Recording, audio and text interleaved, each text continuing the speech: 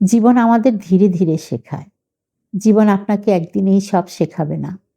প্রথমে ভালোবাসতে শেখাবে, তারপর ছেড়ে দিতে। বিশ্বাস করতে শেখায়, তারপর আবার সাবধান হতে।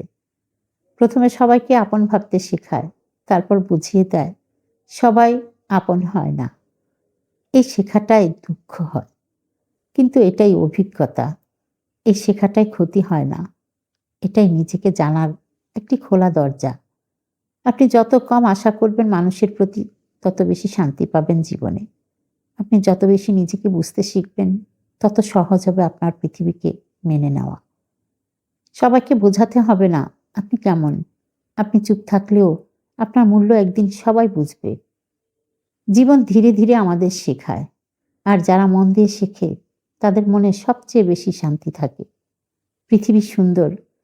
পৃথিবীর সবকিছু নিজের মতো করে শিখে নিলে জীবনটা আরো বেশি সুন্দর।